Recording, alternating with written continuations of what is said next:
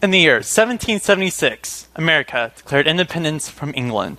They grew tired of living under tyranny and wanted to set up a government that would ensure freedom and prosperity, with Thomas Jefferson stating, "When the people fear the government, there is tyranny. But when the government fears the people, there is liberty." And with that, they invented their own form of government and swiftly wrote a constitution to go with it. It would be a limited form of government that represents the people and ensures the preservation of people's life, liberty, pursuit of happiness. As Americans, it is necessary that we follow the Constitution. The Founding Fathers were not a group of power-hungry people, but rather a group of well-educated lawyers, scientists, and generals, who sought to improve their society by removing the monarchy that was already beginning to ignore its own constitution and instituted a constitutional republic instead. When creating their government, they sought a way to prevent the very thing they had been fighting: a tyrant. They knew first and foremost one of the basic principles of human nature. To quote Aristotle in his book, Politics, that, quote, "even the best of men in authority are liable to be corrupted by passion." We must conclude then that law is reason without passion, and is therefore preferable to any individual. Knowing this, they sought a way to restrain corruption by having governments with limited power.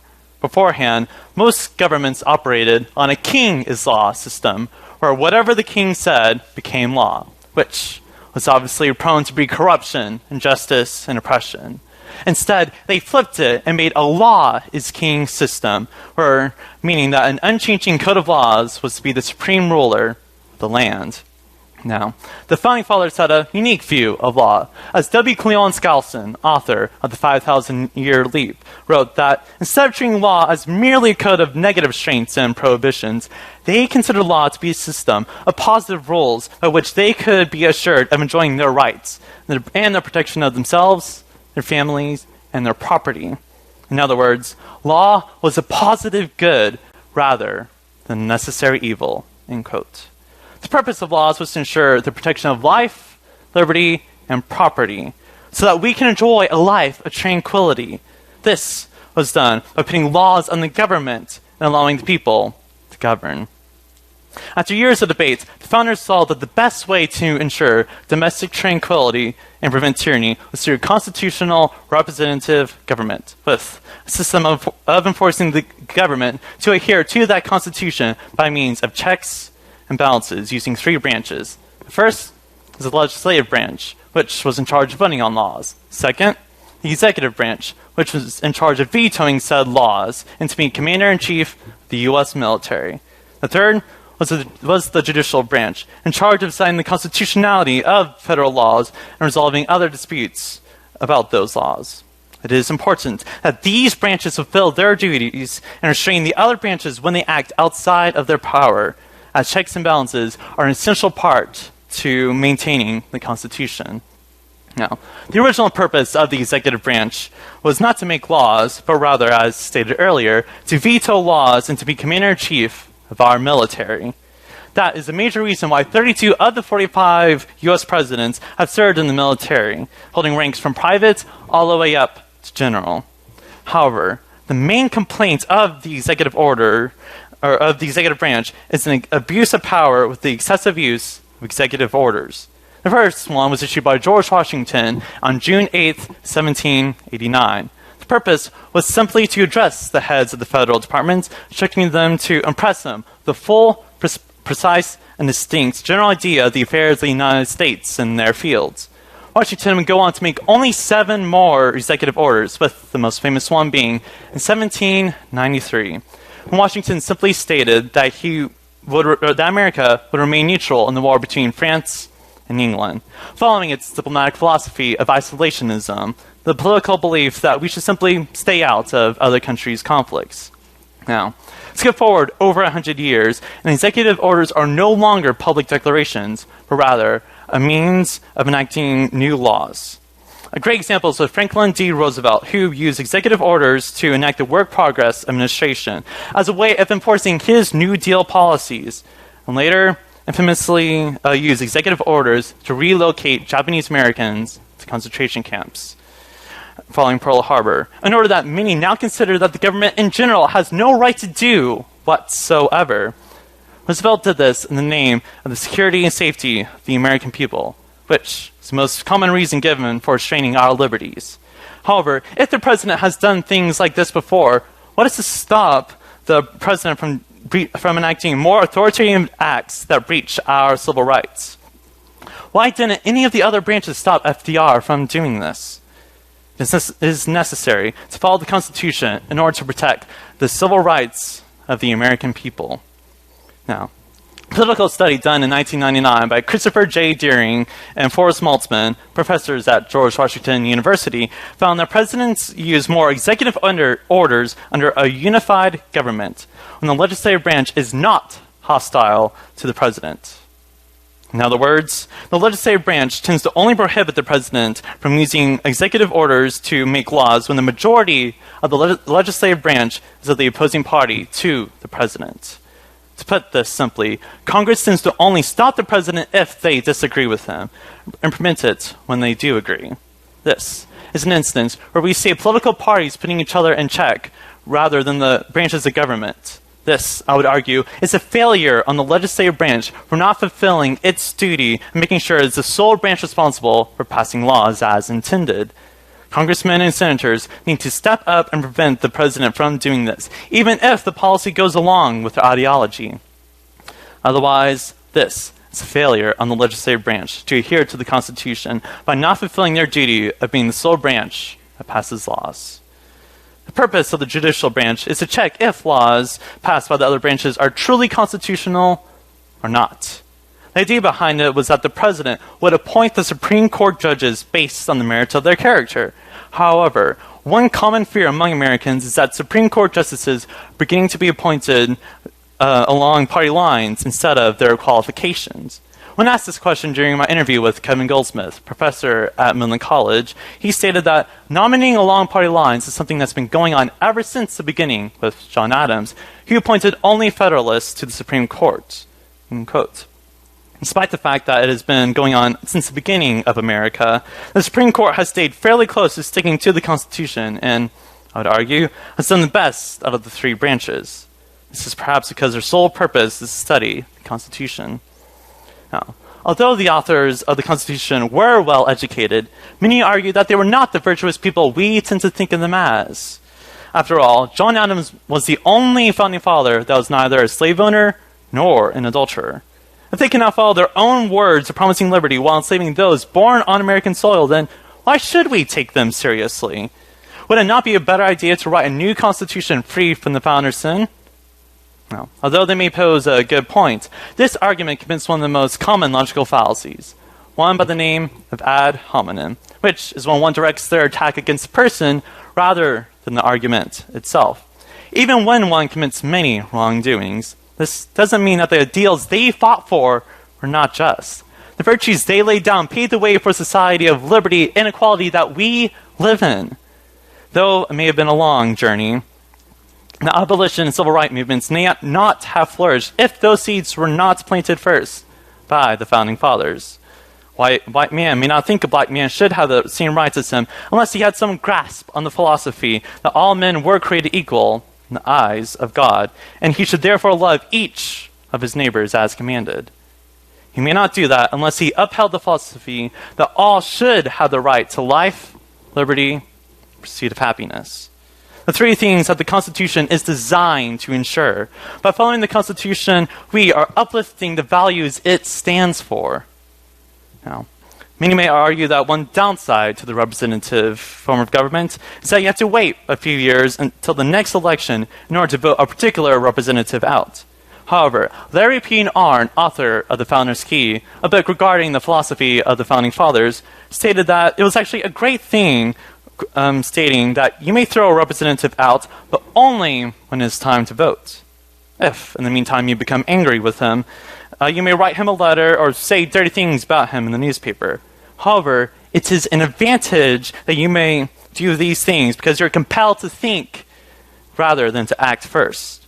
James Madison had a particular belief in the power of public discourse to make the nation and the public better.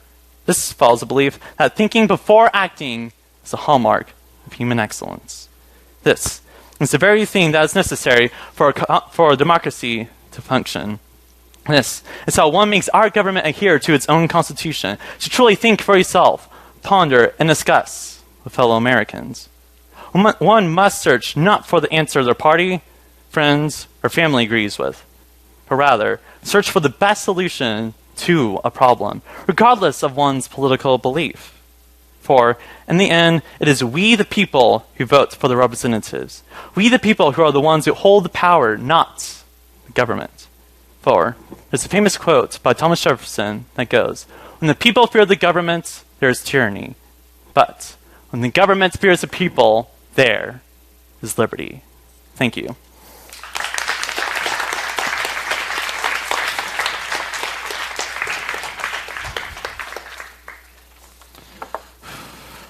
Well done, Jake. Thank you. So I told you I would wait, but I can't help myself. Birthday.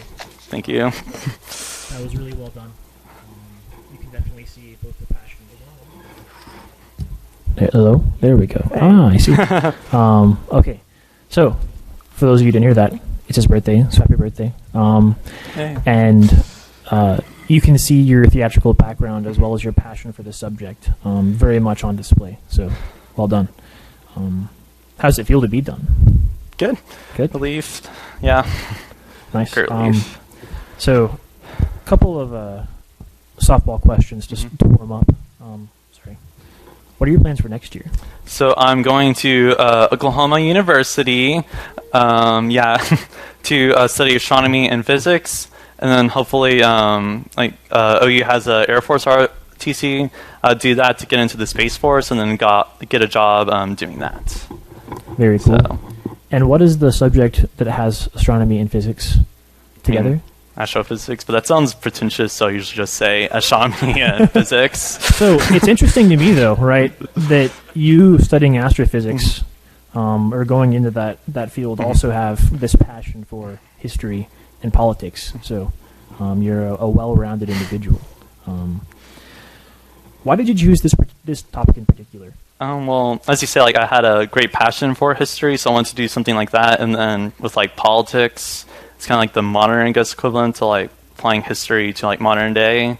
So I wanted to do something regarding that, and I thought the Constitution would be the best way to do it because I do see it seems like we're drifting away more and more from the Constitution. So you see this as both sort of an exhortation and commentary on what's happening today. Yes. Very nice. So, some harder questions. Yes. Let's get into the meat of it. Judging by what you say, would you call yourself a constitutionalist in the sense of the Constitution is a document that sets very specific limits on the government that it can't go past? Yes, I would say that. How would you respond to someone who believes the Constitution is a living document that needs to be adjusted or adapted to modern times and modern sensibilities? I mean, I would say that's what amendments are for. And since you can hey, maybe because no one's perfect, and I think the founding fathers knew that, so they added in these amendments so that we could see, okay, maybe there's something we missed out, or as technology advances, something we need to correct or fix. So we have these amendments in there so that was it 2/3 or 3/4 majority needs to vote. I don't teach American history or government. Okay. Okay. Wait, 2/3? It is. Okay, yeah, 2/3 needs to vote on in order for that to be enacted. So I think that's a great way of adding on. Pretty cool. Part of my concern, though, how much can the Constitution be added or adjusted with these amendments before it becomes something completely different? Yeah. That's a good question because I don't fully know. I think it's it depends on what your view is, but I think as long as you're sticking to the original idea of preserving people's, I think, life, liberty, pursuit of happiness, but also property, I would say then that is, as long as you're fulfilling those ideals or protecting that, then you're, fulfilling its values that it's trying to ensure. So you would say those are the spirit of the law? Yes. So to speak. Okay. I would agree. That said, how can we make sure or keep perhaps our own society accountable to make sure that the Constitution doesn't get adjusted so much that it deviates from that spirit of the law. I think that with that is like what I said at the end, is like the power of public discourse. We had to like talk about it and actually like see, okay, what is it that they intended, what is it that they don't intend, and basically just like talk to others. You have like social media and like do that. Especially nowadays, I think we do talk about it the most. The problem is that I feel like people only listen to people they agree with and don't actually try and like look at what the other side sees. So I think they have some questions with regards to the nature of discourse, yes. So I'll save those questions. But I do have one more question before I pass off the mic. So you're a pretty big history buff. Can you think of other civilizations that have used this Lex Rex system that have been found success, not just in American history, but sort of like world history? They've used a constitution.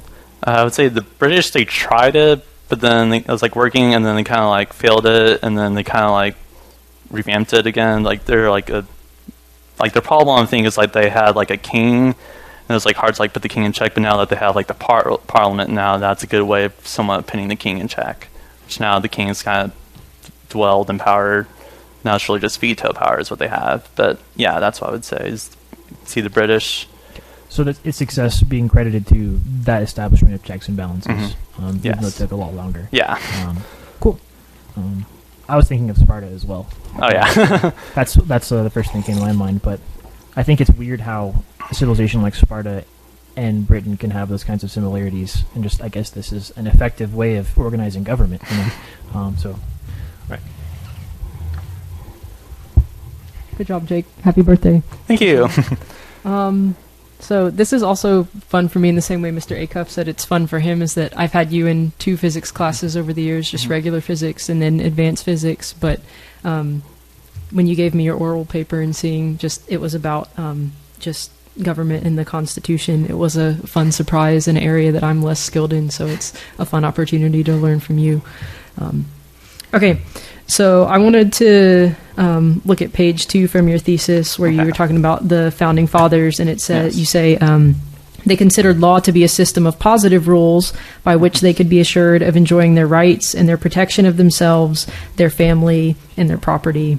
And I think to some degree, my initial first reaction to that, and maybe like subtle, and I think a lot of people's initial reaction to that is like, yeah, right, because we want to see laws as like restrictive, or that's what someone who's manipulating you is trying to say, or I'm a special case, so like these people have to follow that law, but I don't. So why do you think that despite the fact the founding fathers could say something like that and, you know, even write it into the intention of their document, most people still have that negative reaction towards law?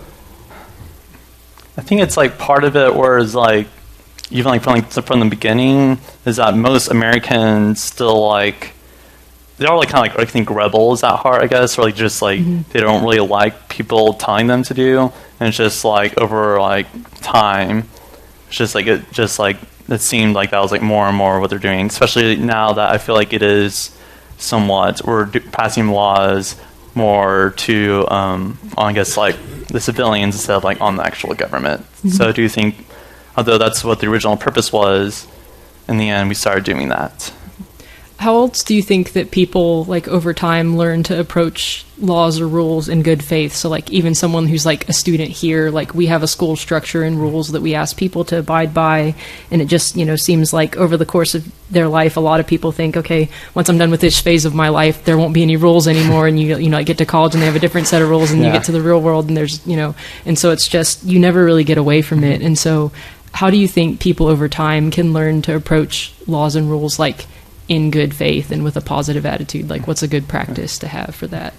I guess like look at like what is this law trying to like what good is this law trying to like achieve?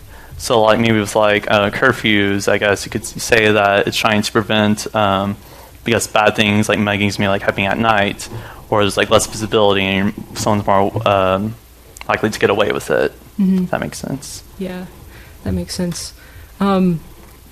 I guess my next question, kind of along those lines with a change of perspective too, is like, what do you think that love adds to the law, because Jesus wrote a law as well, and then when he came to earth, he said, there's a way that you can deal with law in a way that makes it really burdensome for people. And so one of the things that Jesus added to the law to help give us that perspective to approach it in good faith is that love kind of helps make the law a little more palatable. And so just what do you think that love can add to the law in general, or creating laws that keep, loving people in mind to some degree? It's how does loving others affect the law, or how does the law affect loving others? Or we'll start with how the law affects loving others, or should affect loving others too.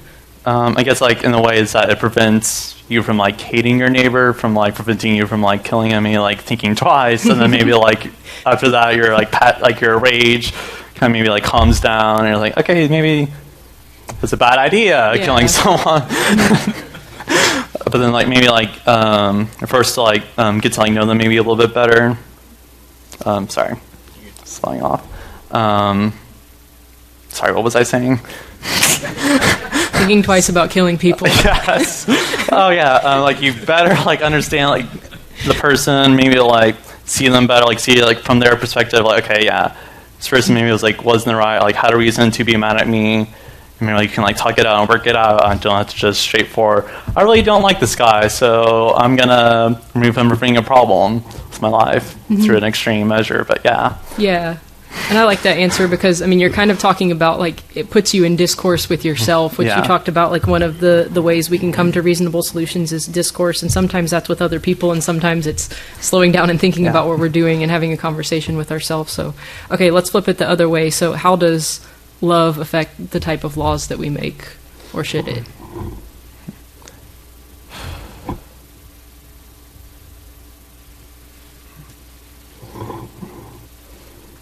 I guess when you see there's a problem going on in your town or something like that, then you can speak to the people that are making the laws and say, hey, this is a problem that's been going on and we need to do something about it. So here's how I propose we could fix the problem, because if we don't fix it, it's going to get worse, and I want what's best for my family, my friends, my society. Am I going about it that way? Mm-hmm. So it's something that motivates you to be in contact with other people and know actually what's going on around you, rather than kind of the absolute monarchy idea you were talking about earlier in your paper. I like that. What do you think are some just virtues or values that Americans in general lack that make them not want to follow the law? I think it's really a sense of pride, where he's almost the extreme governance, where it's I am the only one that's right, and whatever I think is the right thing to do, so I'm just not going to listen to you because I'm more virtuous than you, basically. And they kind of have that attitude, and just kind of go along with whatever they want. Yeah, I like that answer. I think we slowing down to, I don't know, to some degree, sacrifice what you want or make a sacrifice for others or the community around you. Because you're right, we do tend to think about ourselves first, and those are the first reactions that hit us, basically. And so slowing down to be in contact with other people and be willing to make that sacrifice and have that discipline, I think is really important. And a lot of people do like that. So I like that answer. I'll pass it on to P-Duff. Well done, Jake, and happy birthday. Thank you. I liked your paper. I guess you're talking about the government, Constitution, executive orders, all that type of thing. So do you think that the government has overreached in its power, and if so, how? I think it's more of we tend to go to I think really it's an abuse of we tend to focus more on just going straight to the federal government instead of just going to your local governments first, so that instead you're wanting a policy that will affect everywhere in America, instead of maybe just, hey, it's a problem only in this county or state. And so you're kind of I think we need these laws, and I think you in Delaware need to also follow these laws. And because of that, I think that's kind of the heart of where a lot of people don't really like people from the other sides, because they want to make laws that's a problem maybe Delaware, but they also make it affect in Oklahoma, where many it's not really that much of a problem. So Okay. So do you like the direction our government's going? What's your opinion? So I think within the past year, it does seem to be like we're focusing a little bit more on, let's say, like states' rights, I guess, with like states being able to like say, hey, we can like lock down our state, and it doesn't have to be like a federal thing. I would say it does seem to be like people are more focusing more on, I guess, like state and local governments than just overall. So do you see a move back towards states' rights? A little bit, yes. Is that good, or? I would say so, because Okay. then it's like you're focusing more on your own problems instead of focusing on problems in some other county. So, What would you say to someone who complains about our government all the time? probably right. Okay, maybe not. I mean, everybody's entitled to their Yeah. opinion, but would you have any advice for them? I would say like look at what is the good that you're trying to like do, and is it maybe like what will be like the consequences of it, and if the consequences will be like actually like worse than whatever like goal is trying to achieve, or like whatever's trying to like eliminate, then yeah, you should be mad at the government. You should like contact your senators and like you basically use public discourse Okay. again. Tweet about it, like raise awareness about it. It's like, hey, this will cause more problems than good. What if it was somebody that complained all the time but didn't vote? I think yes, you have the right to complain, but also it's like that's the main way you're gonna actually change something is by voting. Okay. That's where it really comes down to. You talked about the Constitution, life, liberty, pursuit of happiness. So those are our rights. Do we have any duties under the Constitution? I'm trying to remember. It's Excuse me. I'm like blanking on our duties. I know like it's like also don't like destroy someone else's like life, liberty, or property. Okay. Kind of like the golden rule? Yeah, Okay. golden rule. Yeah, love others. Excuse me. Let's see. It says in the Constitution, it starts off, we the people. So, according to the Constitution, you're the government, I'm the government, everybody out here is the government. How well have we the people done?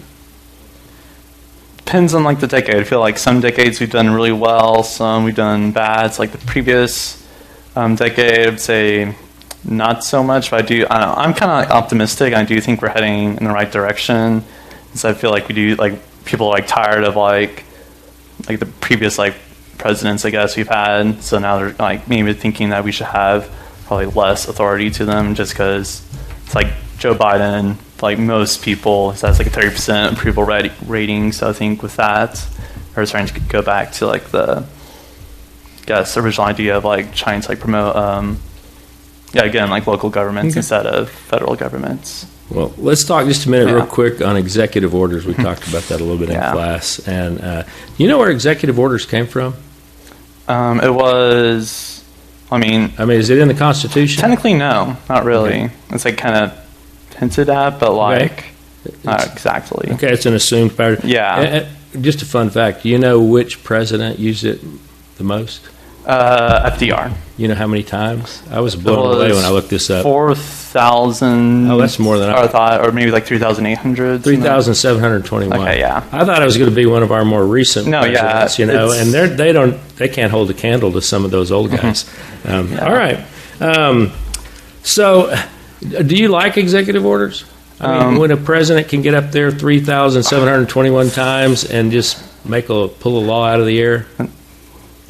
It really depends on what they're enacting, but overall I would say no, because it's just they're just enacting stuff that no one really, not really getting put in check. However, the thing I've noticed is that most executive orders is just them overriding the previous president's executive order. And it's just been overriding the other one, so it's just been a pattern of really all they're doing is just overriding each other's executive orders. Okay. Do you think executive orders negates the need for Congress? I mean, like the purpose of constitutions, like still have like a lot of people vote, because the wisdom of like 50 should be better than like just like the wisdom of just one random person. So we don't need. I mean, you could technically have a government and just like have the president do that, but it wouldn't be good for like liberty, or because you're just concentrating power into one branch. And that's kind of the problem I feel like the British ran into, is that you wouldn't really have a way of enforcing the Constitution on that person if they have all the power. Okay. Is there a way to override? Did you find anything on that in your research? How to override an executive order? Is it possible? Basically, it could, just like the next president could do that, but I don't know exactly. Could like Congress say no to it? Yeah, this caused me to go do a little research, and so I didn't know either. But it takes an act of Congress basically to change an executive order, or the Supreme Court. So, well, I think I've used up a lot of time, so I'm going to pass it back. Because I didn't know about that nuance, which is interesting because, first of all, I didn't know that executive orders were an assumed power, and that Congress could overturn them, I guess, if they were united enough in that decision. Which brings me to a point that you mentioned, right, that the danger that sometimes Congress doesn't keep the executive branch in check because they're of the same party. Yeah. Right? So what would you tell people, sort of as an encouragement or exhortation, about why it's important to maintain the Constitution's sort of structure and integrity, even if the people that are altering it are of your party?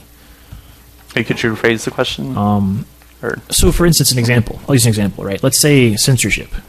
So let's say currently the government's censoring people that you want to be censored. What would you tell these people to encourage them that censorship is bad, regardless of who is censoring who? That sort of thing. Does that make sense? Yeah, so I'd say, like, put it in your, like, shoes, and let's say it was the opposing party that was enacting, like, doing it, because if, like, your party is doing it, then the next, like, 4 years later, when the other party comes into, like, power, then they could, like, turn around and say, oh, we can do this, and justify it because the other party did it. So it's more of, like, I guess karma could, like, come back and bite you. Built-in effects. Yeah. Speak, right. Yeah. So I agree. More executive order stuff, though. So FDR did make that very troubling one about, let's round up Japanese Americans and put them into concentration camps. So something we don't talk about usually in American history. So my first question, in what ways does an order like that infringe upon an American citizen's civil liberties? So with that, it's like, unless like you have like violated, I would say, some like law, you have the right to like go where you want, like just like actually pursue, like live a life and not be like imprisoned. Just say like that's a basic right that we as Americans, I think, like when it says pursuit of happiness, it's kind of implying that. So why then do you think it's such a slippery slope that those kinds of rights are often compromised in the name of safety and security? Like, why is that such a common pattern? Because like the first thing like everyone wants is like security, and that's like and protection of like themselves, and they want to make sure that they like nothing bad won't happen to them, so they would rather not take that chance and like curb their liberty and say, okay, maybe I can't like have the right to do this action, but it'll ensure that there's a greater chance that like me, my family, my friends will all like survive and nothing bad will happen to us. So do you think it's the default for people to want security above other things? Yeah, I would say that is like the number one reason why we come together to form a society and a civilization is for like protection against others. So like, because that's what anarchy is, just chaos, and with that there's like a high chance that someone's just going to rob you or mug you with that. But with a society, you're ensuring that, hey, if we follow these like set of rules, then it ensures protection of ourselves, our family, our friends, and our property, and like what we work, and that's how the human race survives, really, and thrives. So it's not complete security, but it's security for the basic principles. And that kind of is what bothers me sometimes when you have these conversations where it's like you're sacrificing the more primary things that you want to be secure for secondary safety, right?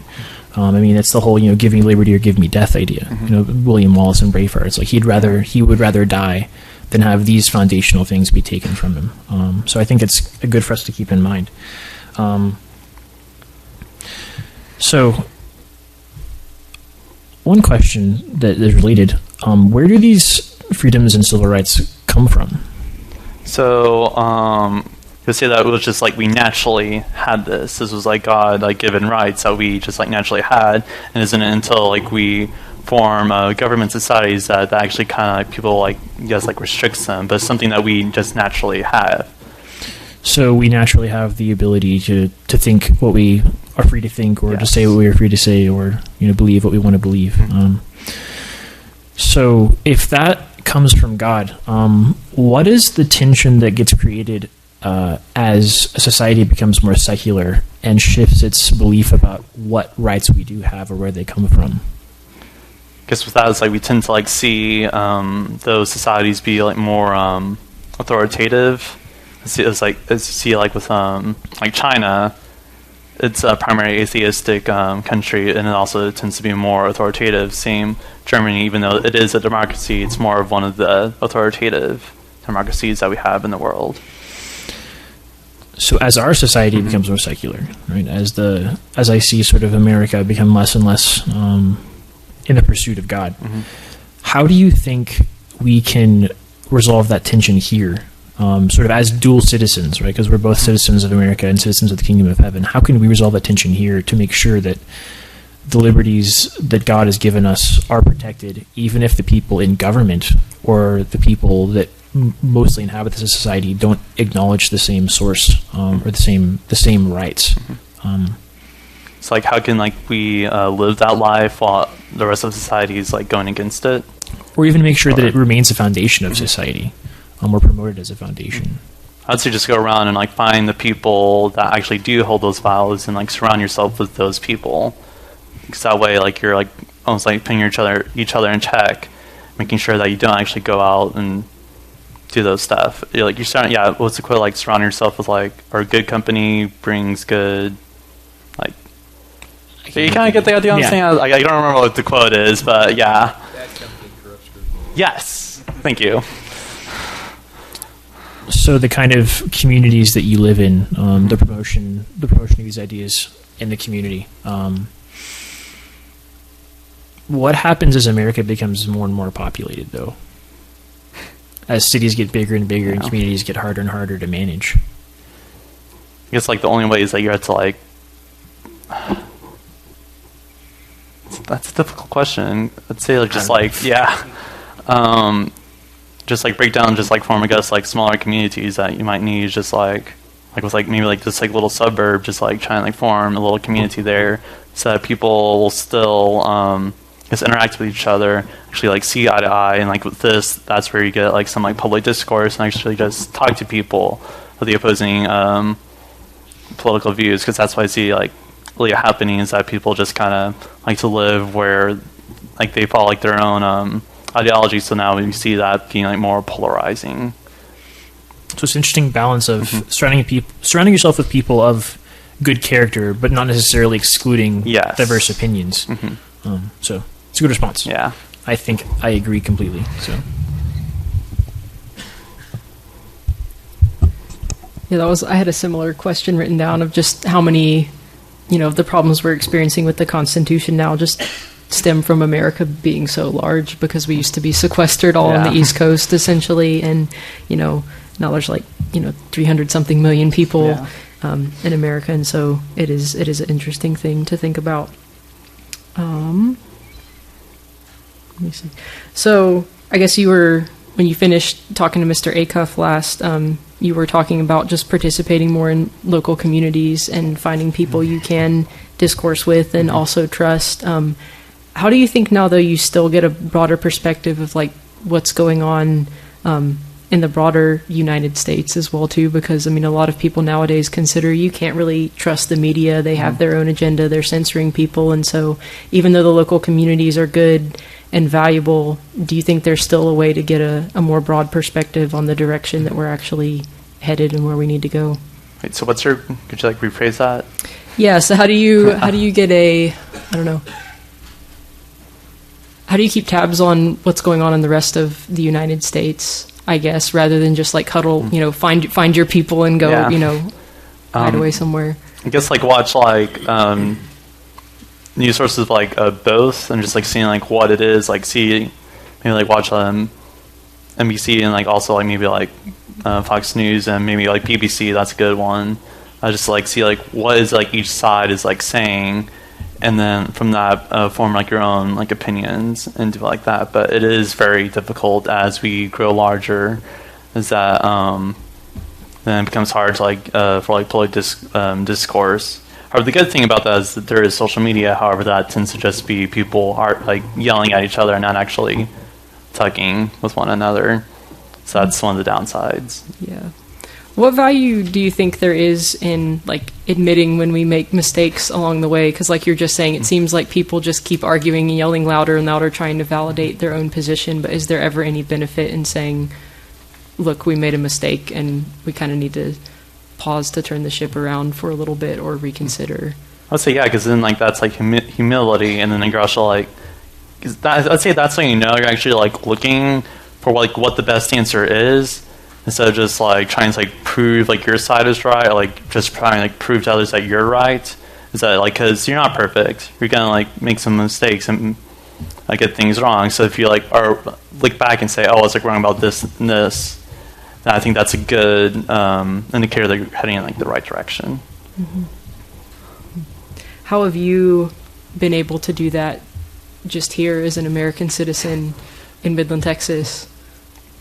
Just like or finding that balanced perspective, or finding that also just honestly just like talking with my friends and seeing like, okay, because I talk with like people like in my classmates, but also like talk with like some like theater kids, because like they tend to like have like different philosophies. So with that, I get a good idea of what each side is. Mm-hmm. So I do surround myself with friends of like both I guess ideologies. Yeah, and I mean I think even you just being interested in so many different subjects in general and just areas and fields of life like also contributes to that, because you end up discovering, I mean, commonalities between those things, or they end up kind of working in a symbiotic relationship rather than something that has to be competitive. And so it's cool that it seems search for that like academically and intellectually, but also with the friends and the people you surround yourself with. And I think that's a really cool place to start for sure. We only have a couple more minutes. I'll go ahead and pass the mic again. Only 2 minutes. Couple more questions on executive orders. Do you think we need to get rid of them? I'd say there's like definitely like a good and then that like can be used, but I do think we definitely need to like restrict them in like some way. Maybe like I would say like reduce executive orders you can make in one term. However, like the problem with that is like if there's like a war that's going on, maybe you need to actually like do like more stuff to like protect America. However, but you've like reached your limits. Like that's one problem I've run into when thinking about that subject. But just like maybe just like restrict like what exactly, just like lay down foundations of what the president can do with executive orders. Just be more clear. Limit it somehow. Yeah, limit it somehow. Just like put up maybe like just like a little like video like constitution for executive orders, I guess, and just say these are what it can use it for and what it can't use it for. Yeah, I think it's a necessary evil. Yeah. Sometimes you have to have somebody make a final decision, especially in times of war or something like that. So, well, let me ask you this, just a fun question. If you were president, what is in an executive order you would enact? I don't know, right now, like, reopen the Keystone Pipeline just to get gas prices down, because they've gotten really expensive. That's a good one. Yeah, that's a good one. I would say like maybe like that's actually I would say an abuse of power, but like trying like maybe like find a way to either like set term limits on senators and congressmen, or either maybe like limit how long laws can be, because like you have like laws being passed that are like 4,000 pages, and you have like Nancy Pelosi saying you have to know you have to pass it first to know what's in it, and that's a terrible way of running a government. So just like, and also this will like prevent lobbying a little bit if you like limit how many pages it is, like to maybe like 20. This way that you can't like write in like very specific rules that benefit only like one company. But okay.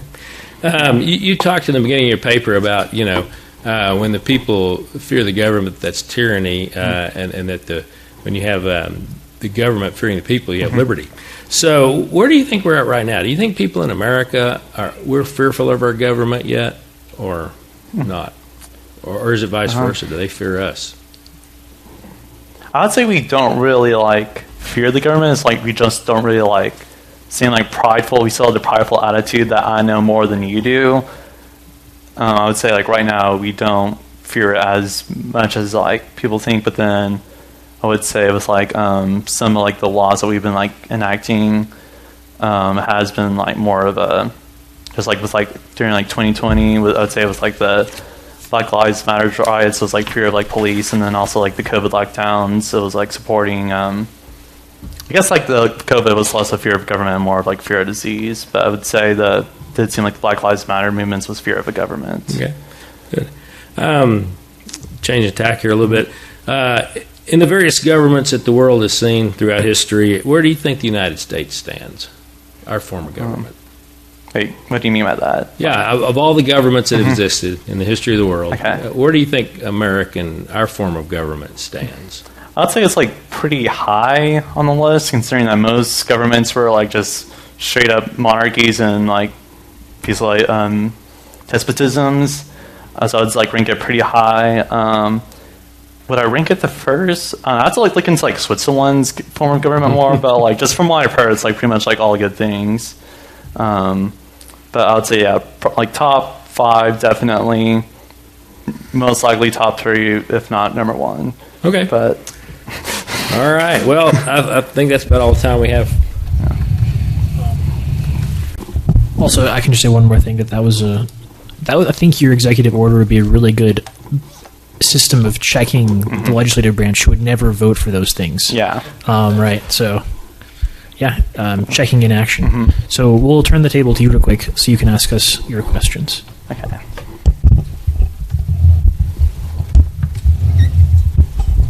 There we go. Okay, Mr. Acuff, what are your thoughts on lobbying? What are my thoughts on lobbying? Yes.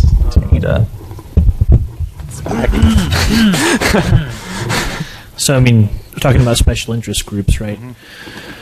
If it's by the people, for the people, then this is legislation that's by the select, for the select, right? So it's completely non-constitutional, because now you have people that have a lot of money who are getting their wills done often at the expense of the average citizen. So, I mean, again, kind of like if you could make an executive order where you check the legislative branch, that might be the opportunity of like, no legal bribery, right? Yeah. Bribery is just illegal across the board. That would be my opinion.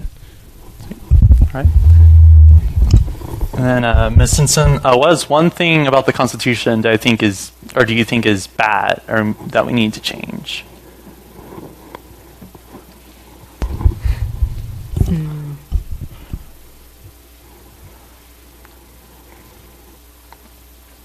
have to think about that one for a little bit. Do you need to ask Mr. Yeah, ask Mr. McCarthy. Okay, I might. I don't need that. Right. Okay, so I asked you this about an hour ago. How can you relate the Constitution to Clash of Clans? Well, I think it would be difficult, but in Clash of Clans, I don't know if y'all are familiar with Clash of Clans, so I think many of you are. It's one of my favorite games.